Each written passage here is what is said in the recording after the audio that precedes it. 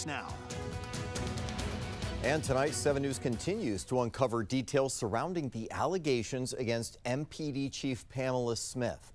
We have heard detailed statements from former officers and combed through the drafted documents. And tonight, we have yet to receive a comment from the department itself after 2 separate scathing reports that allege that the chief cooked the books on her own crime data. Here in the studio to break it all down is our Liana Golden. Liana, where do things stand at this hour?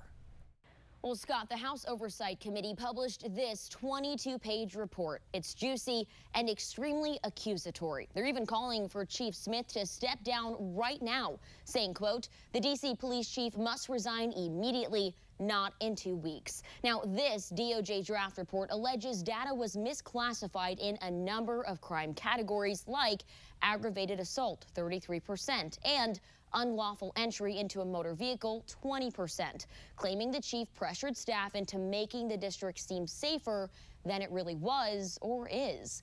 Important to note here, long before these reports claimed the chief fudged the numbers, a 2020 lawsuit settled out of court accused the department of altering entire categories to make intense crimes appear lesser on paper. A former sergeant turned whistleblower claimed certain cases like theft and shoplifting were labeled, quote, taking property without right, end quote. The lawsuit citing a report that the number of these cases suddenly skyrocketed, going up 500%, according to reporting by the Free Beacon. And according to crime data available online right now, you see it there on MPD's website, that category doesn't even exist, only theft from auto and theft, both apparently down 19 and 10% this year compared to last. So we still haven't heard from the chief a week since her resignation announcement, but today 7 News finally got a comment from Mayor Muriel Bowser, who insists she doesn't see evidence of manipulated numbers. I don't think anybody has demonstrated that the police chief directed anybody to change numbers.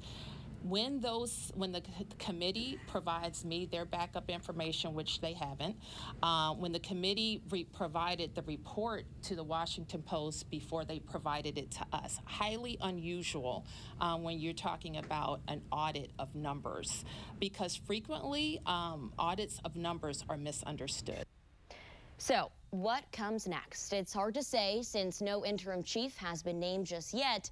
We are waiting on the mayor to announce one if Chief Smith even finishes out her term on December 31st. Scott. Liana, as the investigation into the crime numbers continues, D.C. council members are staying tight-lipped. D.C. Councilmember Brooke Pinto, who heads the Public Safety Committee, was the only member of the council to respond to our questions about these stat reports. She sent a statement saying, in part, the council will continue to look into these reports and ensure our local police department remains one that treats all with respect, reports statistics accurately, and bolsters our hiring efforts. We're going to continue to stay on top of this story. We're expecting the DOJ to publicly release its report on MPD crime statistics this week. You can follow all of our in-depth coverage on this on WJLA.com.